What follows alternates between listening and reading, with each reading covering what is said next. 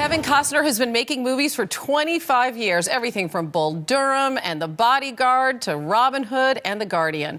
But the new psychological thriller, Mr. Brooks, shows us a Kevin Costner that we have never seen before. Good morning, Kevin. Good morning, Hannah. I want to talk about the movie in a second, but first, this major production that you have going on at home, your new baby. Yeah, we had a little boy about a couple weeks ago, Caden Wyatt. Oh, Wyatt. Is that after Wyatt Earp? Mm-hmm. It is. Oh, how's he doing? What's life like around?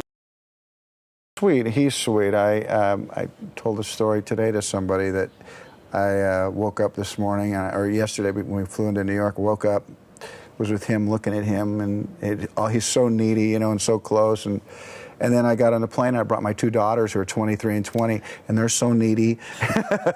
And they both fell asleep, you know, on my lap, too, you know. So it was like I had Caden, who's 2 weeks old, and then, the 5 hours coming out here, there was Annie and Lily, just both took their turns. Oh, that's so sweet. Yeah. Did you have any trepidation about going back there? I know your wife, Christine, you guys have been married, about 3 years? And yeah. she made it clear she wanted to have a family. Yeah, I told that story, too, a little bit. She was, and I like that, in a woman. There was just something very clear about her, besides her being really, having all her outward beauty.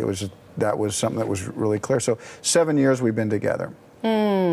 Is it different now, it's being not. A dad? Or? It's not really. And I'm glad about that in a way, because I look back and I don't have that feeling of, ooh, I was building my career and I didn't have time. I saw other plays. I went to other games, and I made that work around the movies, and they were with me. So I don't have to look back and go, gee, doggone it. So, if anything, I thought I need to be as good to Caden as I felt like I was to those three. It's nice to be able to say, isn't it? It really is, to look back and not have any regrets. I have friends that kind of said, boy, the second time I'm really enjoying it, in a way I did in the first, and I'm thinking, I'm just real quiet in those conversations. Let's talk a little bit about the movie, and it's a very hard movie to discuss because we don't want to give a lot away. Yeah. It's an awesome... There's a lot to discuss about it, too, because in some way, we'll put the word out there, serial killer, but I think if people have followed my career, I think they would know that I wouldn't enter into a movie like this unless I thought it had some really interesting entertainment value. It's got a lot of depth to it. Yeah, it does, because I don't gravitate to those movies, won't go watch them myself. But this one had this weird thing where you found yourself, I think, laughing appropriately, yet you understood why you were laughing, and I think you end up with a lot of empathy. And so for me, this movie's not any different than Field of Dreams in a way. It's just hopefully an American classic. Let's take a look at it, and I want to just describe to people that your alter ego is played by William Hurt in this movie, and the dialogue that's going on in your head is played out on screen, and you guys are at an AA meeting here. Let's take a look at a clip. Okay. Yeah. If you were honest, you'd step up there and say, "Hi, I'm Earl. I killed 2 people last night. I really got off on it, but I need your help to be cured." I'm different, Marshall. I won't argue that with you. But this is the only place that has ever helped me be normal, and I have been straight up until last night, for the past 2 years.